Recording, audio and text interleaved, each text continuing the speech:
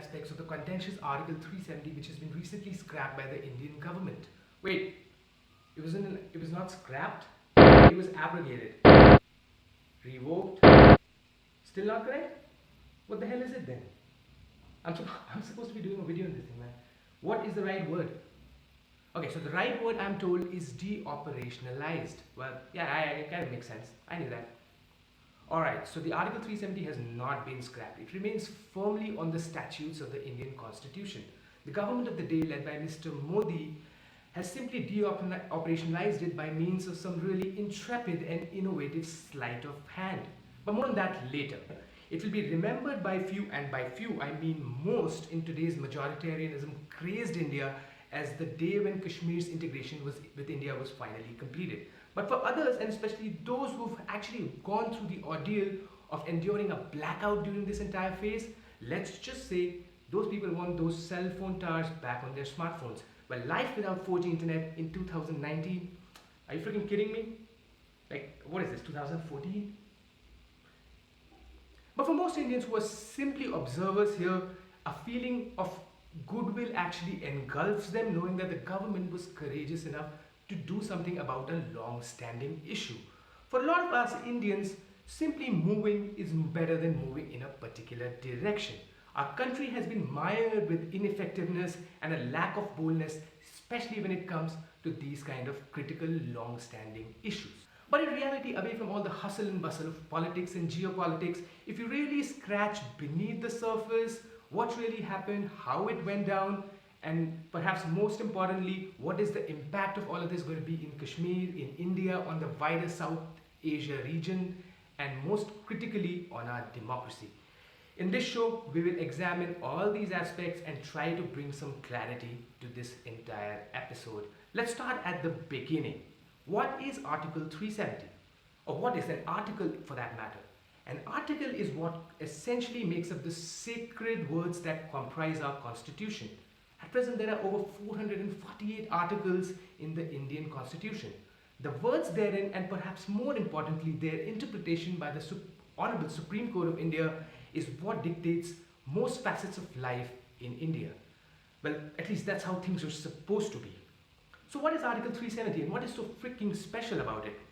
Article 370, the section of the Constitution that gave significant autonomy to Kashmir, is at the heart of why the region joined India in 1947. It allows the regional government to make its own laws, except in finance, defense, foreign affairs, and communications. That means the residents of the state live under different laws from the rest of the country in matters such as property ownership and citizenship. Let us take a brief stroll down the history lane. When India was split in 1947, all the princely states that acceded to India, including the undivided state of Jammu and Kashmir, were invited by the newly formed Union of India to do precisely two things. One, send their own trusted representatives to the India's Constituent Assembly, or Lok Sabha in today's parlance. And two, set up constituent assemblies in their own states. In other words, Vidhan Sabha in today's parlance. Most of these princely states actually failed to set up their own constituent assemblies in time. Like, we Indians are not exactly sticklers for deadlines, are we? Some states, including Jammu and Kashmir, turned out to be more diligent than the others. In May 1949, rulers and representatives from the former princely states met and agreed that having two separate constitutions was redundant and ineffective.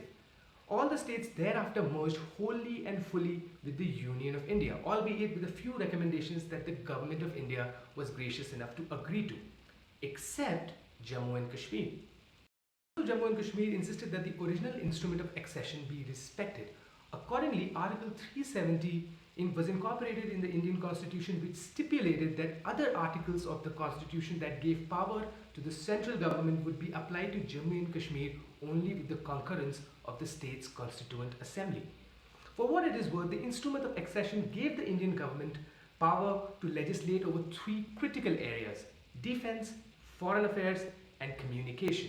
Before you dive back into the present, let us trace one more critical aspect from contemporary Indian history. How has the Article 370 evolved over the past 75 years since India's inception? The original spirit of the article was to maintain the autonomy of Jammu and Kashmir. However, the reality beckons to differ. Over the past 75 years, a slew of measures by the Government of India, some by goodwill and some through sheer insistence, have extended the applicability of many laws in the Indian Constitution to the state of Jammu and Kashmir. Some of these include the Election Commission, the CAG, the supremacy of the Supreme Court, and there are more. So before August 5th, how much of the Indian Constitution actually applied to the state of Jammu and Kashmir? Almost the entire constitution. This has not been discussed in media. You see, more than 260 articles have been applied to Jammu and Kashmir. Out of 97 items on which Parliament can legislate, 94 have already been extended. And about remaining 130, there is a constitution of Jammu and Kashmir, which is identical with Indian constitution on power of a speaker, power of deputy speaker, legislative assembly, governor oath, privileges, anti-defection law. It is absolutely identical with Indian constitution. Oh, so if that's the case, doesn't this mean Article 370 over a period of time has hollowed itself out? And if that is indeed the case, some who are more erudite than us might be tempted to say that maybe, just maybe, all the jubilation in India and all the sorrow in the Kashmir Valley after August 5th is perhaps a bit over the top. Alright then, so enough with history lessons, let's get this info marathon back into the present day. $1 million legality question. Will this unilateral move by the Modi government withstand the scrutiny of disgruntled lawyers in the Supreme Court of India? Or in other words, did Mr. Modi and his trusted lieutenant Amit Shah skirt with constitutional propriety? Can the Supreme Court at the end of the day strike this move down and sort of re-operationalize Article 370? Is that even a possibility? So this is where all of this gets ultra confusing. The thing with law in these types of situations is that it is often left to the interpretation, and the government of the day has every right to interpret it as per their own preferences. Now, all of my family is replete with lawyers. I am not one, neither a lawyer nor close to my family. So I'm going to try my best to summarize my opinions in a most unbiased way so as to capture opinions from both sides of the argument.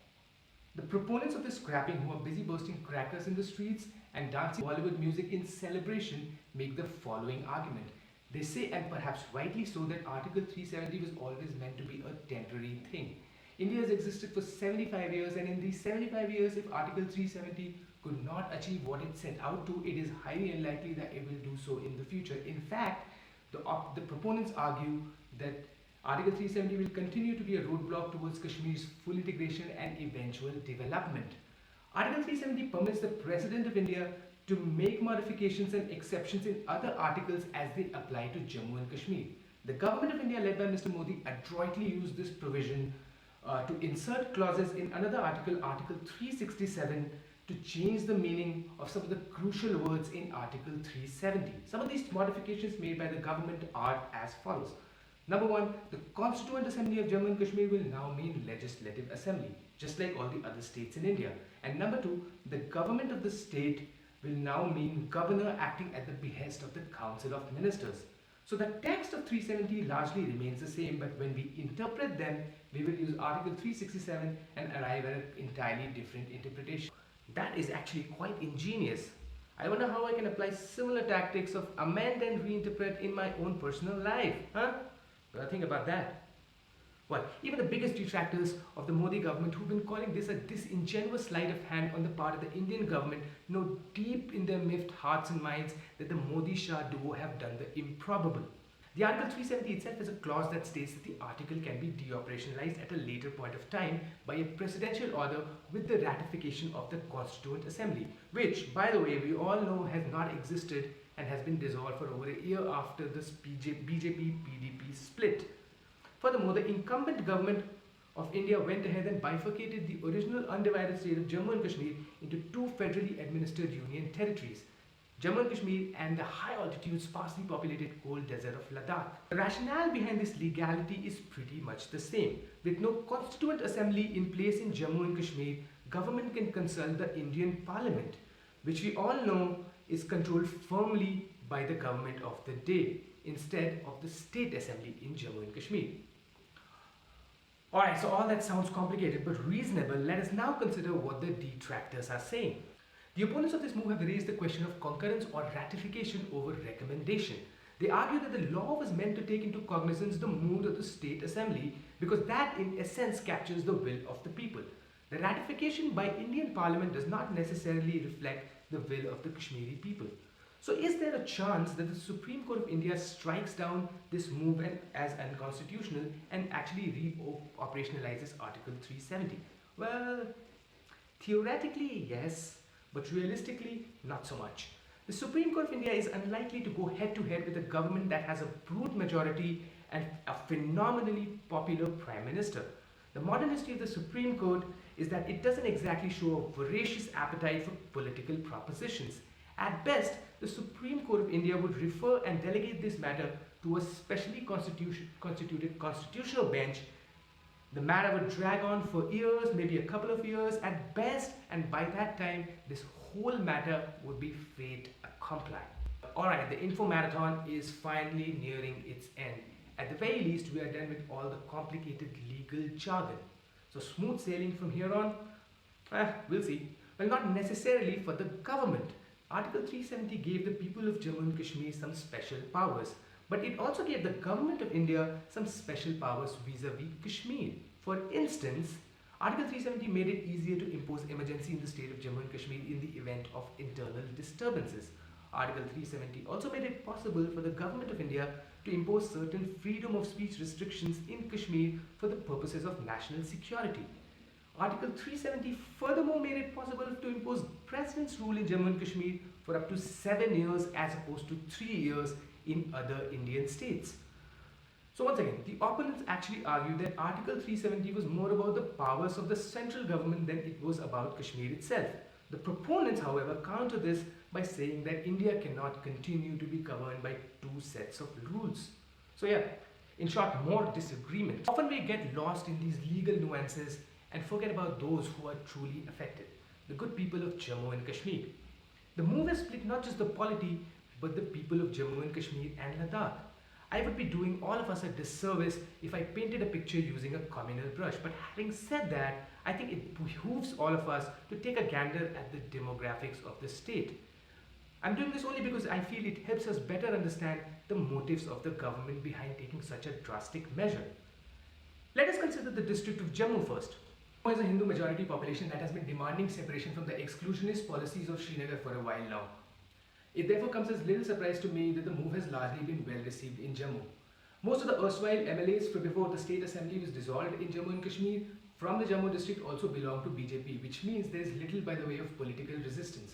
I think it is also instructive at this point to note that the exodus of Kashmiri Pandits in the early 90s fleeing communal persecution led to many such families seeking refuge and eventually settling down in Jammu. So for all those families and for all of us who continue to sympathize with their ensuing plight, this could be a step in the right direction for their eventual rehabilitation.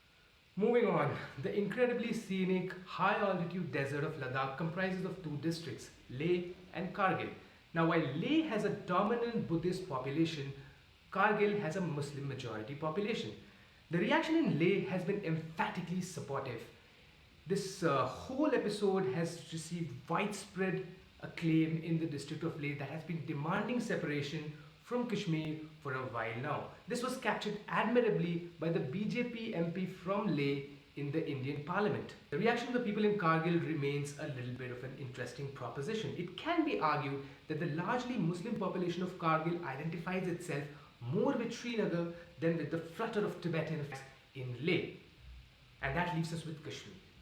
And its largely Muslim demographic, millions of brave heart Indian troops, a notorious neighbor on the Eastern Front, and the absolute clampdown since August 5th.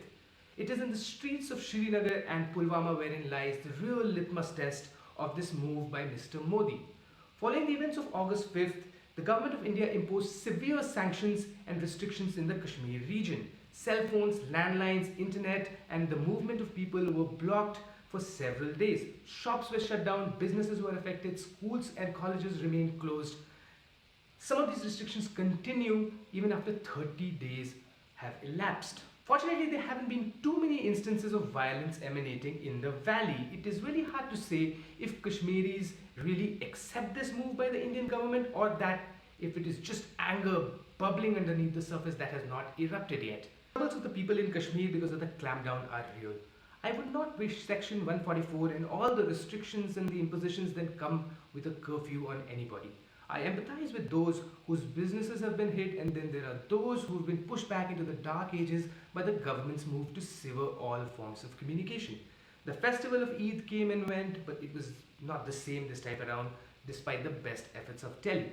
The house arrest of prominent politicians leaves a sour taste among Kashmiris at this critical juncture in their embattled history. However, it is also instructive to point out that the government of the day did not really have any choice, or any alternative for that matter. The impositions may seem really harsh on the surface of it, and they really are harsh, but let us not forget that we live in a part of the world that has often been described as a nuclear tinderbox. Our neighbors have tried their best and continue to do so to stoke unrest in Kashmir via false propaganda. Within Kashmir itself, there exists a small but real element of separatism. It might reside in the fringes of the Kashmiri society, but it does exist. In such a climate, the government has done all that it could.